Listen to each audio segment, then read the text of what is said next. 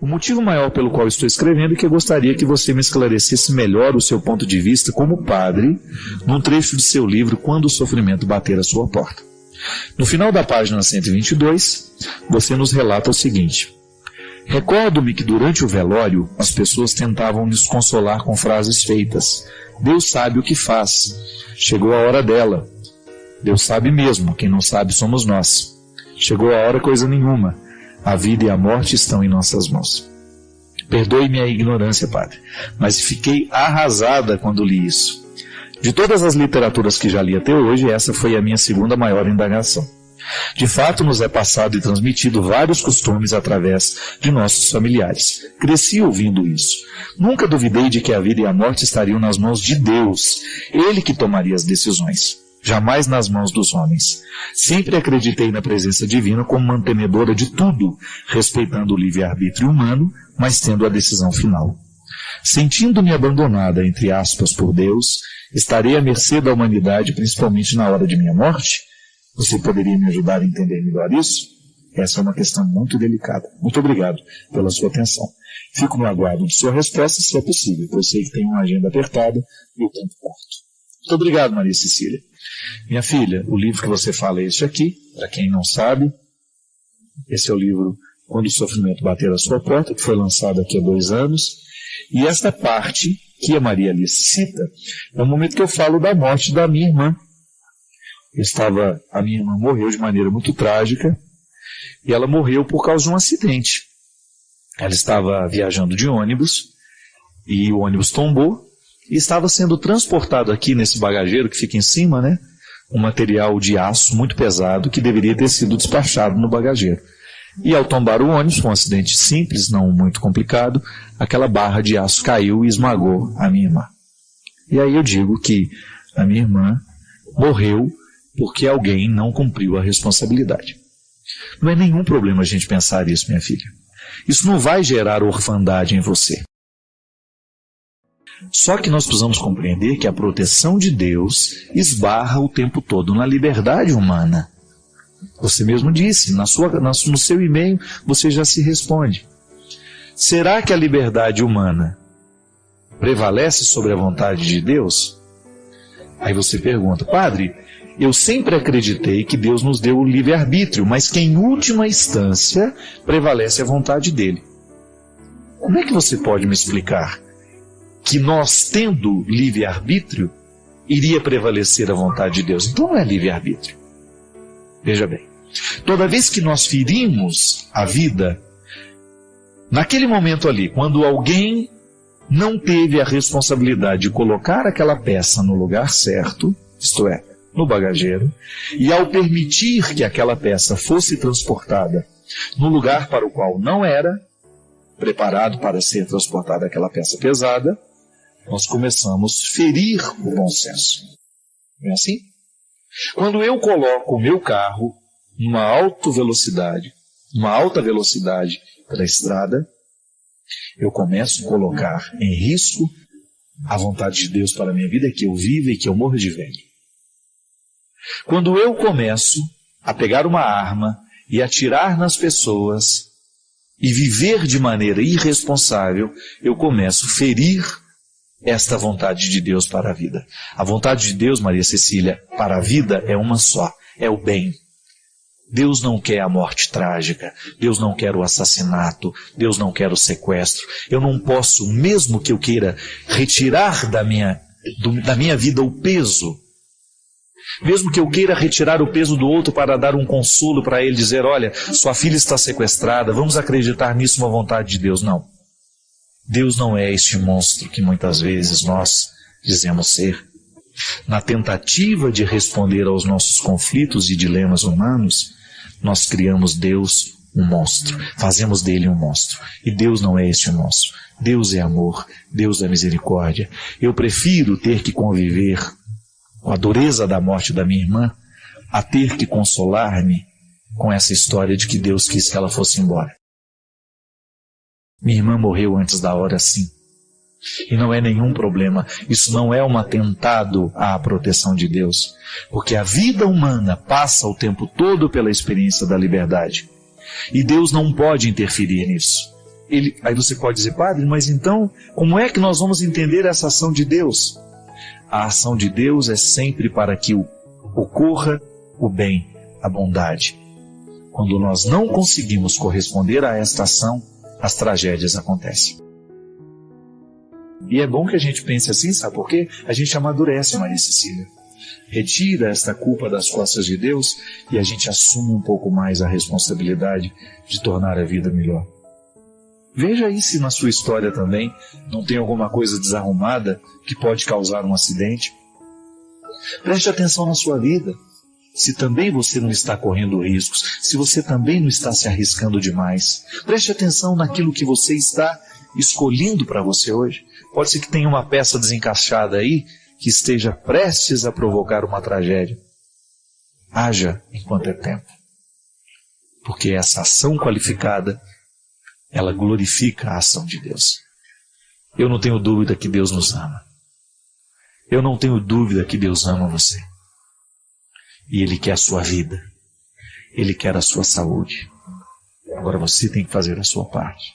Comendo direitinho, dormindo direitinho, fazendo uma atividade física, buscando na sua vida uma maneira de corroborar esse desejo de Deus. Isso é, cooperar para que Deus possa fazer o bem acontecer. Padre Fábio, são duas passagens evangélicas. Sou leitor assíduo da Bíblia. E a primeira pergunta que faço: Jesus realmente teve irmãos?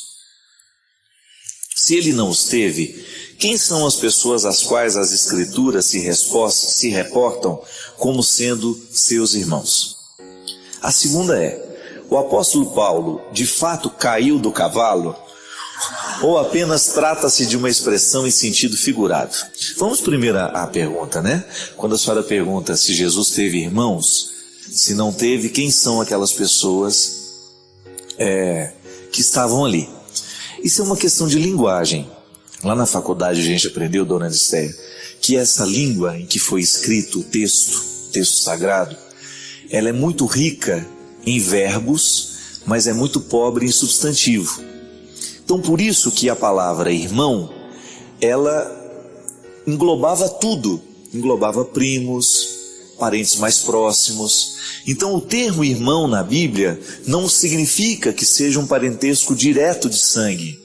Não, pode ser apenas um parente próximo de Jesus. Esta é a explicação que os exegetas dão. Então, a língua é pobre em substantivo e muito rica em verbo.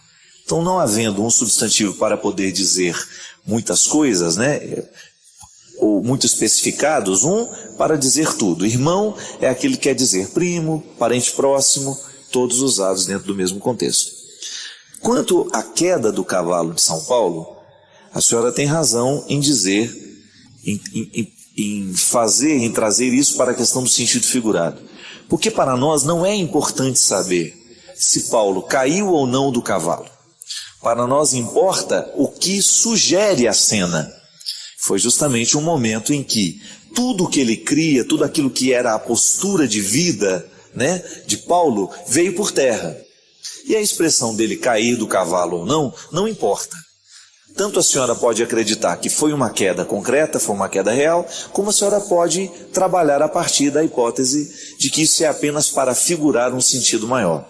Na verdade, a Sagrada Escritura, ela precisa o tempo todo passar pela experiência de não ser compreendida ao pé da letra. Ela sugere, ela está sugerindo um contexto de mudança, aqui neste caso, na experiência de Paulo. Eu queria aproveitar para dar uma dica, posso? Claro, claro. Uma vez, meditando sobre esta palavra, eu achei bom perguntar para Nosso Senhor sobre o significado desta palavra. E a dica justamente é essa. Quando você tiver dúvidas sobre a palavra de Deus, experimente rezar com ela e perguntar ao Espírito Santo, grande amigo de nossas almas, para nos esclarecer sobre aquilo que a gente está buscando encontrar na palavra de Deus. Porque eu me lembrei que quando eu fui rezar sobre esta famosa queda de São Paulo do cavalo, rezando, me reportando a Deus e procurando entender, o Espírito Santo me falou lá no coração que não basta cair do cavalo, que não era o mais importante cair do cavalo. Aí eu corri na palavra de Deus ali para ver um pouquinho o que aconteceu com Paulo depois. Porque muitos de nós corremos o risco de pensar que bastou cair do cavalo e ali estava tudo resolvido.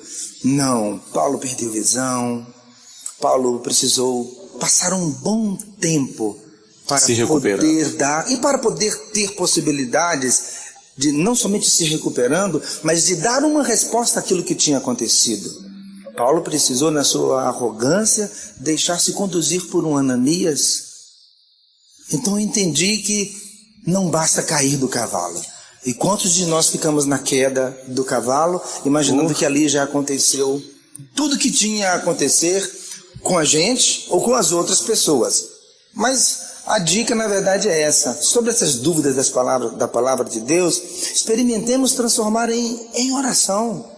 É preciso rezar com a palavra de Deus. Importantíssimo buscar que nós continuemos a nos perguntar sobre a palavra de Deus, mas rezar com ela. Quando a gente tem dúvida, seremos muito surpreendidos pela força viva que de fato a palavra de Deus é. E justamente, e o caráter figurado, né, das passagens, é ele que segura justamente a experiência mística. A experiência mística não sobrevive de discursos racionais. Pode observar. O discurso racional é apenas uma ponte para a experiência mística. Porque se você vai ler os místicos, você vai ver que eles dizem coisas que são bonitas, mas que nem sempre têm sentido. É engraçado isso. Quando a beleza, ela não carece de uma lógica. É bonito, pronto, acabou. É como a gente querer dar razão ao porquê da gente gostar de alguma coisa, né? Então a experiência mística com a palavra, e nisso já está o contexto da oração, ela desperta justamente daquilo que você não compreende, mas que ao mesmo tempo que causa um impacto em você. A palavra não é para ser dissecada, né? Ela não é um manual de receita, não. A palavra é viva, e por isso que ela sobrevive no tempo, pela carga mística que está condensada nas histórias que estão ali. Sempre digo, é o que sugere, é aquilo que se desdobra, é o que vem depois do texto. São as reticências, né? Não para na palavra, mas ela sugere uma postura. A nossa raiva, ela nasce das nossas expectativas. A gente fica muito irritado porque nós criamos expectativas em torno das realidades. E como a gente espera que seja assim, e geralmente a vida nos decepciona, porque as nossas expectativas são altas demais, então o nosso processo de ira, ele é sempre provocado por causa das expectativas excessivas que nós temos. O que é o excesso de expectativa? Muitas vezes a falta de simplicidade na vida, né, gente? Quando você percebe que a simplicidade é um caminho seguro, por quê? Ela lhe indica para aquilo que pode ser. Não significa que nós vamos viver sem sonhos, não. Mas a gente vai começar a ser um pouco mais realista com aquilo que a vida pode ser. A gente não vai ficar projetando demais. Por que eu sinto muita raiva do outro? Porque eu espero do outro que ele seja aquilo que eu quero. Eu fico esperando uma resposta, eu quero que o outro seja como eu projetei. Muitas vezes me irrita. Eu quero a competência que o outro não tem. Então a gente acaba projetando em cima do outro uma série de necessidades nossas que acabam prejudicando, né, e provocando dentro de nós a raiva. A raiva, a ira é um processo muito perigoso porque nos emburrece. É um processo que nos retira da racionalidade. Pode observar, cada vez que a gente fica muito irritado, a gente perde a capacidade de ser racional. Você diz realmente o que você não queria dizer, você fala bobagem, você magoa, você machuca. Então controlar a raiva é, primeiro, baixar um pouco as expectativas. A gente ser um pouquinho mais humilde, a gente ser um pouquinho mais simples. O mundo não tem que ser do jeito que eu quero. E quando a gente começa a modificar a relação com as pessoas, permitindo que elas sejam elas mesmas, sem as nossas projeções, quem sabe a gente começa a se irritar menos. Nós nos irritamos muito por causa do estilo de vida que nós temos. Eu me lembro quando eu era criança, né? As luzes da nossa casa apagavam mais cedo. elas eram desligadas muito mais cedo. Então a gente dormia mais tempo. Você pode observar que as nossas cidades e as nossas casas são cada vez mais iluminadas. E nós, para dormir, nós precisamos produzir um hormônio, né, que é provocado justamente pela ausência de luz.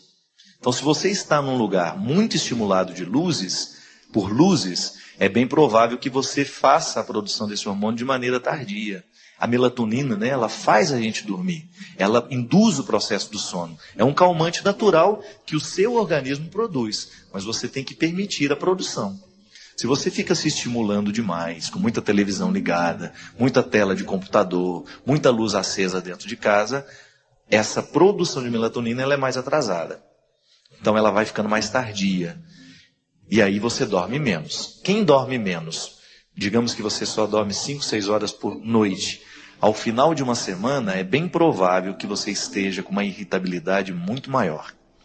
Então há todo um aspecto psicológico, que é essa projeção das expectativas sobre o outro. Eu quero que tudo seja perfeito, e na hora que eu vejo que não é perfeito, eu me irrito. Mas há também esse aspecto biológico. Nós estamos cada vez dormindo menos, a nossa irritação é cada vez maior, nós somos estimulados o tempo todo, a gente se cansa muito, a gente não dá ao corpo o devido descanso, naturalmente a gente prejudica a qualidade das nossas relações. Então, pensar na saúde e dormir um pouquinho mais cedo é você preparar o seu dia de amanhã. Então, quando você dorme mais cedo, de maneira disciplinada, e às vezes a gente fica à toa, não tem nada para fazer, fica lá. Tem gente que é assim, né? Fica estimulado o tempo todo. Não. Faça um momento de tranquilidade. Crie essa tranquilidade necessária. Aliás, uma das coisas que me ajudou muito depois que eu mudei do convento para minha casa agora é não ter mais o meu ambiente de trabalho onde eu durmo. Não pode. Tem que ser diferente. Você entra no seu quarto é para dormir. Aí liga a televisão e fica lá. Aquilo tudo estimula a você produzir de maneira mais tardia ainda essa melatonina, que é o que faz justamente você dormir. Ajuda no processo do relaxamento, da profundidade do sono, da qualidade do sono. Você descobrir que seguir Jesus é você dormir cedo, é você comer certo. Por que isso influencia no seu seguimento a Jesus? Porque quando você tem qualidade de vida, quando a sua vida é saudável, você fica melhor para o outro.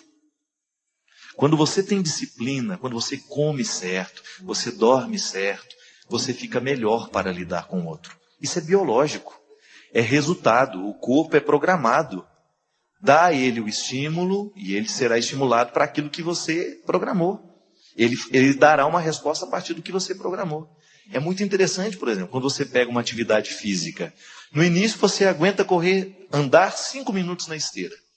Se você é disciplinado nos 5 minutos, aquilo vai aumentando para 10, aquilo vai aumentando para 15, daqui a pouco você está correndo 1 hora e não há cansaço mais em você. Porque você estimulou o corpo a lhe dar uma resposta que você antes não tinha condições. Então a vida é assim, ela é toda alinhavada. Eu estou irritado. É muito fácil dizer isso. E é muito fácil a gente se justificar. Machuquei o outro, porque eu estava irritado. Me desculpa. Não. Qual é a causa da sua irritação? Está vendo que existe uma causa que antecede essa resposta simples, muito fácil? Vamos parar de dar resposta muito simples. Estou irritado demais. Mas por que está irritado? Dá uma olhada na sua vida. Começa a perceber se o seu jeito de viver está favorecendo ou não o processo dessa ira, dessa irritação. E o Chalita já falou, de maneira muito interessante. A raiva nos deixa burros. Quando você está com raiva, você perde tudo. Você realmente perde as estribeiras, você fica ignorante. Não é por aí. Quando a gente eu, por exemplo, às vezes entro num processo de trabalho, eu faço de tudo para ir dormir o quanto antes. Terminou o evento, eu preciso dormir. Porque no outro dia eu tenho que enfrentar outro evento. Quando eu me disciplino para fazer as coisas, eu dou conta de fazer os 11 dias de evento. Se eu não tenho disciplina nesse processo, se eu fico até muito tarde, jantando e conversando, batendo papo, no outro dia eu não tenho qualidade para a minha evangelização. A vida é assim. Ou a gente se disciplina, ou daqui a pouco nós não estamos dando conta do que precisamos fazer. E essa disciplina, ela é tão necessária quanto a oração. É um conjunto, é alinhavado. O ser humano é um conjunto. Ele não pode ser analisado a partir de resposta muito simples. Então, se está muito irritado, procura descobrir o que você pode mudar na sua rotina. Toda vez que você passou pela experiência de esperar uma resposta, certamente o seu coração se encheu de ansiedade. É natural que quando a gente esteja esperando por alguma resposta, o nosso coração viva aquele processo de contradição. Estranho, né? Um processo estranho. Porque na contradição a gente esquece o que a gente é, a gente esquece o que a gente pode e a gente acaba ficando na mão do outro. Esperar uma resposta do outro é muitas vezes a gente se colocar na mão do outro. É a gente depender do outro. É como você que fez uma entrevista para um trabalho que você muito precisa. Você fica na mão daquele que trabalha lá no departamento de pessoal da empresa e você acaba dependendo daquilo que ele achou sobre você. E é neste momento que entra a contradição dentro do nosso coração. Que por mais que a gente tenha segurança daquilo que a gente sabe, daquilo que a gente pode, sempre passa na nossa cabeça a possibilidade de que o outro não tenha conseguido ver o valor que a gente tem. Talvez no momento da entrevista você tenha ficado nervoso e aquilo tenha colocado entre você e a sua verdade um filtro. E infelizmente o outro que está ali do lado, avaliando o que você é, tenha percebido muito mais o seu nervosismo que a sua capacidade. Enfim, esperar por uma resposta é sempre um processo de preocupação, de ansiedade, porque a gente nunca sabe o que o outro verdadeiramente encontrou dentro de nós. E não são raras as vezes em que esse processo se instaura dentro de nós, porque às vezes a gente nem sabe qual é a resposta que nós estamos esperando. A vida é um processo de respostas o tempo todo. Mas muitas vezes a gente não sabe o que a gente espera. Por isso algumas ansiedades tomam conta de nós. É como se a gente não soubesse o que vai acontecer, como é que vai ser, porque a gente ainda não sabe nem muito bem qual é a pergunta que a gente fez. Então, se a gente não sabe qual é a pergunta, fica difícil esperar uma resposta. E às vezes na vida, minha gente, nós encontramos pessoas que parecem que estão esperando uma resposta eternamente, por causa do processo da ansiedade que vive. Como se estivesse dependendo também constantemente de uma aprovação do mundo, como se estivesse constantemente dependendo de uma aprovação da sociedade, das pessoas com que convive. Mas é aí que entra a experiência do amor de Deus. Cada vez que nós fazemos uma experiência religiosa, nós estamos fazendo uma experiência que quebra o processo da contradição, que reorganiza, que traz uma nova harmonia ao coração. Religião é você religar as pontas que estavam desligadas. Quando nós estamos esperando uma resposta, de alguma maneira nós estamos com uma ponta desligada, porque a gente precisa que o outro venha atar esta parte da corda que se soltou. E o amor de Deus na nossa vida é justamente para colocar dentro de nós a reforma necessária, a cola necessária para fazer com que a ponta volte a se unir à outra que estava desligada. Por isso que quando a gente tem Deus no nosso coração, todo esse processo de espera da vida se torna mais harmonioso, menos angustiante. Ter Jesus no nosso coração é isso. É a gente começar a enfrentar o processo de perguntas e respostas que essa vida nos dá o tempo todo. É a gente enfrentar o processo das esperas de maneira mais equilibrada. Quem tem Deus no coração sabe esperar pelo tempo das coisas. É uma mágica? Não. É um processo de aprendizado constante. É um processo que nos coloca na luta por compreender aquilo que nem sempre a gente compreende com facilidade. Quando Deus entra no nosso coração, Ele traz calma. Com calma a gente analisa melhor a pergunta, com calma a gente espera melhor pelas respostas. Quando a gente olha devagar para a nossa vida, quando a gente olha sem muita pressa, a gente tem possibilidade de enxergar os detalhes que a pressa não nos deixa. Quando a gente olha com calma e sem pressa, a gente tem a oportunidade de perceber melhor a realidade. E aí aquelas angústias que são naturais deste processo de espera, vão por água abaixo, ou ficam amenizadas. Quando nós esperamos uma resposta de alguém que não nos conhece, a nossa ansiedade é dobrada. Mas quando nós sabemos que aquele que vai nos dar as respostas nos ama, fica diferente. Quando nós entendemos a vida como um processo de resposta de Deus na nossa história, a gente começa a ficar mais tranquilo, e por isso o amor de Deus tem o poder de nos transformar, colocando calma dentro de nós, serenidade, harmonia, porque se eu espero por alguém que me ama, eu tenho certeza que a resposta que aquele que me ama vai me dar será sempre favorável para a minha vida. Confie no amor de Deus. Que isso não seja uma teoria na sua vida, não. Confiar no amor de Deus lhe devolve essa serenidade que você precisa para viver. Saber que Deus está cuidando da melhor resposta e vai responder de um jeito que lhe será favorável. Deus não é seu inimigo. Deus não é um opositor à sua felicidade. Deus não é alguém que está de olho nos seus defeitos para lhe punir. Não, não é isso. Deus não está muito interessado naquilo que você fez de errado, porque isso que você fez de errado só pode ter valor se você usar a seu favor. Não é para punir, não é para nos colocar na culpa, não. É para despertar dentro de nós o desejo de vitória. Eu uso aquilo que me foi desfavorável para o meu crescimento. Essa é a resposta que Deus nos dá. Deus nunca tem uma resposta de condenação, porque a condenação ela só é possível para quem já terminou, para quem já morreu, para quem já não quer mais nada, para quem já não está esperando mais nada. Mas para nós que estamos vivos, mesmo que portadores de inúmeros defeitos, a salvação é a única realidade a ser anunciada. E aí, hoje nessa noite nós não temos outra coisa a lhe anunciar senão isso.